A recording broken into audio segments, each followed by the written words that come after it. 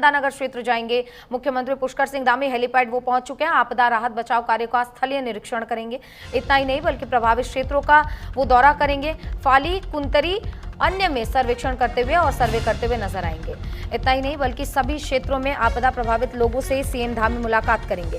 हमने देखा है कि किस तरीके से आपदा से इस वक्त प्रदेश जूझ रहा है और मुख्यमंत्री पुष्कर सिंह धामी लोगों से मुलाकात करके हर संभव मदद की जो आश्वासन है वो लोगों को, वो उत्तराखंड वासियों को देते हुए नजर आए। इससे पहले हमने देखा कि रुद्रप्रयाग में, देहरादून में बादल फटने के बाद से किस तरीके से तबाही आई है।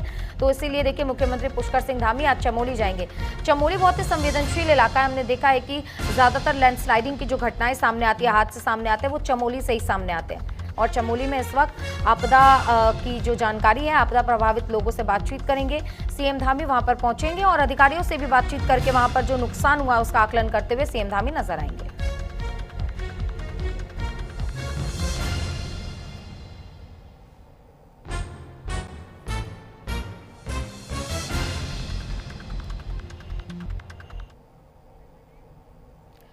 तो देखिए लगातार सीबीआई, ईडी और तमाम जो सरकारी एजेंसियां हैं, जांच एजेंसियां हैं, उनको लेकर कई ऐसे आरोप लगते हैं कि वो सरकार की कठपुतली है। इसी बीच एक ऐसी खबर सामने आई जो इन सारे विवादों को एक बार हवा देती हुई नजर आ रही है। पूर्व सीएम हरीश रावत को सीबीआई ने नोटिस भेजा है। पूर्व सीएम हरीश रावत को सीबीआई का नोटिस सामने आया और इसी महीने सीबीआई मुख्यालय में पेश होने के लिए कहा गया है। बहुचर्चित स्टिंग ऑपरेशन का ये पूरा मामला है। कांग्रेस नेता का पलटवार सामने आया। लगता है कि चुनाव आ रहे हैं और कांग्रेस के वरिष्ठ नेता और पूर्व सीएम हरीश रावत को 2016 में बहुचर्चित स्टिंग ऑपरेशन मामले में सीबीआई ने नोटिस जारी किया है। नोटिस में उन्हें इसी महीने सीबीआई मुख्यालय में पेश होने के लिए कहा गया है। ये पूरा मामला 2016 का है, जहां पर हरीश रावत के मुख्यमंत्री रहते हुए उनका एक स्टिंग ऑपरेशन खूब वायरल हुआ था। इसके बाद से राज्य की राजनीति में भूचाल आ गया। स्टिंग ऑपरेशन में आरोप लगे थे कि रावत सरकार को बचाने के लिए विधायकों की खरीद फरोख्त की डीलिंग हो रही थी। इसमें रुपए के लेन देन की बात सामने भी आई थी, जिसका भी आरोप लगा था। इस पूरे मामले की जांच सीबीआई को दी गई थी। इससे पहले सीबीआई की ओर से हरीश रावत को कई बार नोटिस जारी किए जा चुके हैं और अब एक बार फिर से उन्हें नोटिस भेजकर सीबीआई के मुख्यालय बुलाया गया है। और 2027 में उत्तराखंड में चुनाव होना है और देखिए बयानबाजी ऐसे बीच तेज हो गई है कि लगता है चुनाव आ रहा है, इसीलिए एक बार फिर से ये नोटिस भेजा गया है ताकि जनता के सामने ये पोर्ट्रे किया जा सके कि कांग्रेस और जो विपक्षी नेता है वो भ्रष्टाचार में लिप्त होते हैं। आज लंबे दिनों के बाद फिर सीबीआई के दोस्तों को मेरी याद आई है। इससे लगता है कि अब फिर विधानसभा के चुनाव आने जा रहे हैं और भाजपा के दोस्त जिनके हाथ में सीबीआई ने अपनी इंडिपेंडेंस, अपनी स्वायत्तता पूरी तरीके से, अपनी इंडिपेंडेंस, अपनी स्वायत्तता पूरी तरीके से कंप्रोमाइज़ कर ली है। उन्होंने मुझे चुनाव के लायक समझा है। इधर तो मैं तो कह रहा हूं कि नहीं, अब मैं नहीं और लोग आगे आएंगे, मगर लगता है भारत सरकार में बैठे हुए लोग अब भी ये मानते हैं कि मैं चुनाव परिणामों को प्रभावित कर सकता हूं। तो इसलिए विथ थैंक्स मैं इस नोटिस को ग्रहण कर रहा हूं, मगर इस अनुरोध के साथ कि अभी मैं सितंबर तक कहीं यात्रा करने की स्थिति में नहीं हूं। तो मुझे अक्टूबर में सेकंड या थर्ड वीक का कोई समय यदि दें तो मुझे खुशी होगी कि मैं अपने बयान रिकॉर्ड कराने या जिस चीज़ के लिए भी वो बुला रहे हों, मैं उन सीबीआई के हेडक्वार्टर में हाजिर होऊंगा।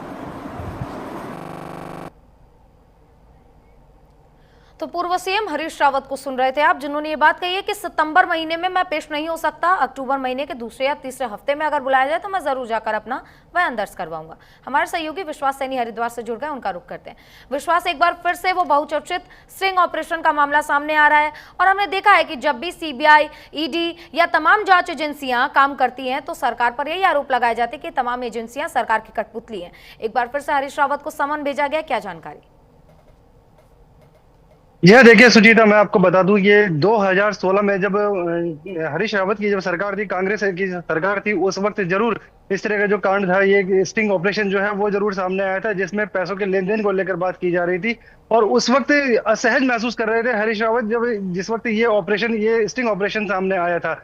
और उसके बाद जो उत्तराखंड की जो राजनीति है उसमें एक बड़ा भूचाल देखने को मिला था। और साथ ही साथ जब ये भूचाल सामने आया था, उसके बाद जो चुनाव हुए थे, उसके बाद उत्तराखंड के अंदर भाजपा की सरकार आई थी। इसके कांड को लेकर जो पूरी जांच थी वो सीबीआई को सौंपी गई थी और सीबीआई ने इस जांच को लेकर जो पूर्व मुख्यमंत्री हरीश रावत रहे हैं उनको भी कई बार नोटिस भेजे थे। लेकिन इस बार जिस तरीके से मुख्यमंत्री, जो पूर्व मुख्यमंत्री हैं हरीश रावत, इनको इस बार स्टिंग ऑपरेशन के कांड के चक्कर में जिस तरह से अभी भेजा गया है, समन भेजा गया है इनको पेश होने के लिए, तो उसको लेकर जरूर इन्होंने एक सोशल मीडिया प्लेटफॉर्म पर अपना एक जो वीडियो है वो जारी किया, जिसमें उन्होंने भाजपा के ऊपर तंज कसा है कि जिस तरीके से ये सीबीआई जो एजेंसियां हैं, ये एजेंसियां जो सरकार है, सरकार के लिए काम करती हैं और इस वक्त उन्होंने हमको सम्मन भेजा है। हालांकि इनकी तरफ से कहा जा रहा है, जो पूर्व मुख्यमंत्री हरीश रावत है, इनकी तरफ से कहा जा रहा था कि इस वक्त वो चुनाव जो है चुनाव नहीं लड़ेंगे, जो और युवा नेता हैं उनको सामने लेकर आएंगे। लेकिन जिस तरीके से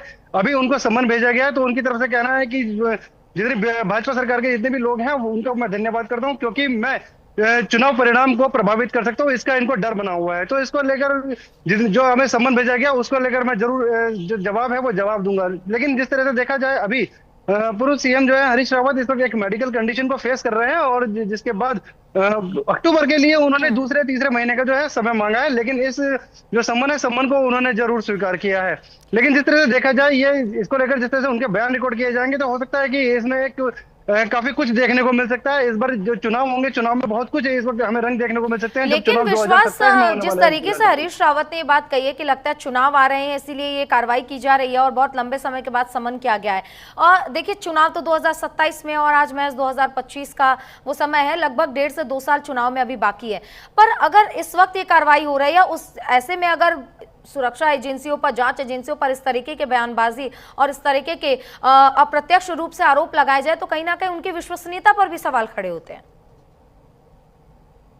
देखिए वाली जो बात है, ये पक्ष विपक्ष जो है वो जरूर जो तत्कालीन सरकार रहती है उसके ऊपर जरूर इसको लेकर निशाना साधते हैं कि जितनी भी जांच एजेंसियां जरूर जो विभाग है, ये विभाग जरूर किसी तरीके से चुनाव से पहले ये जितने भी विपक्ष लोग हैं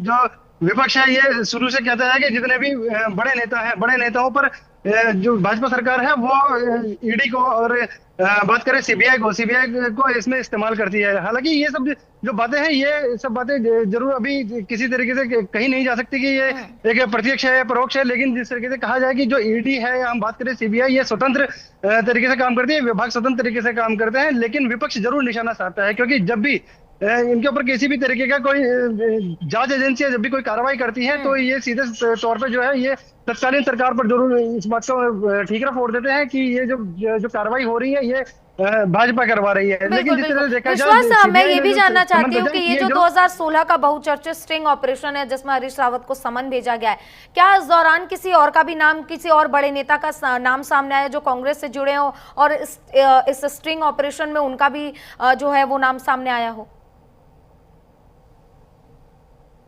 ये देखिए सुचिता, मैं आपको बता दूं, जिस तरीके 2016 में ये चर्चित कांड जब सामने आया था, उसके बाद उत्तराखंड के अंदर जब 2017 का जब चुनाव आया तो जो कांग्रेस सरकार थी, कांग्रेस सरकार से कई नेता ऐसे थे जो तत्कालीन विधायक भी रहे थे उस समय के, उन्होंने भी जो पार्टी छोड़कर भाजपा का दामन थामा था। तो ऐसे में देखा जा सकता है उस वक्त जो कांग्रेस सरकार थी, कांग्रेस सरकार जो थी वो उस वक्त बिल्कुल असहज महसूस कर रही थी, क्योंकि खुद मुख्यमंत्री के ऊपर इस तरीके के जो कांड है वो जरूर सामने आया था। क्योंकि इसको लेकर स्टिंग कांड जब हुआ तो इसमें पैसों के लेन देन की जो बात थी वो कही जा रही थी, जिसमें विधायक भी खरीद फरोख्त का मामला था, क्योंकि उस वक्त मुख्यमंत्री जो रहे थे जो हरीश रावत, ये उस टाइम अपने आप को खुद असहज महसूस कर रहे थे। उस वक्त ये देखा जा रहा था कि चुनाव जो है वो किसी भी तरीके से जीता जा सके, उसको लेकर बजट जिस तरह से भी हो इकट्ठा किया जा सके। तो जब हरीश रावत के ऊपर इस तरह का जब स्टिंग ऑपरेशन किया गया, विश्वास, जैसा जब वो कि आप सबके बता सामने रहे हैं, आया, स्टिंग तो इसको ऑपरेशन लेकर के जरूर सामने आने के बाद हरीश रावत खुद असहज महसूस कर रहे थे, लेकिन आज जब कार्रवाई की आंच आई तो सारा इल्जाम केंद्रीय एजेंसियों के कठपुतली होने पर लगा दिया जाना कितना सही माना जाए? जी हाँ, देखिए, बेशक मैं आपको बता दूं, जिस तरीके से जो ये केंद्रीय एजेंसियां हैं ये स्वतंत्र तरीके से काम करती हैं, और जिस तरीके से वो कांड जो स्टिंग ऑपरेशन था वो सबके सामने आया था, तो जाहिर सी बात है कि वो स्टिंग ऑपरेशन हुआ था, और उसमें खुद जो मुख्यमंत्री रहे हैं वो खुद उसमें थे, और साफ बोलते हुए समझ में आ रहे थे कि जो पैसों का जो लेन देन है उसको लेकर ये स्टिंग ऑपरेशन किया गया था। तो जाहिर सी बात है कि उस वक्त जो बिल्कुल स्टिंग ऑपरेशन हुआ था विश्वास, उसकी आप भी नजर जांच बनाए रखिएगा इस खबर पर। कब आखिर हरीश रावत को दूसरा सम्मन आता है, अक्टूबर में आखिर उन्हें कब बुलाया जाता है, आगे भी आपसे जानकारी लेंगे। फिलहाल के लिए आपका बहुत धन्यवाद।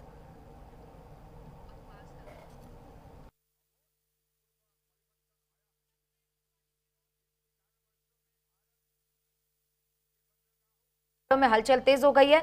वहां कांग्रेस और हरीश रावत खुद केंद्रीय एजेंसियों पर सरकार की कठपुतली होने का आरोप लगा रहे हैं, तो उधर बीजेपी का कहना है कि अगर सीबीआई अपना काम कर रही है तो इसमें सरकार का कोई हस्तक्षेप नहीं है।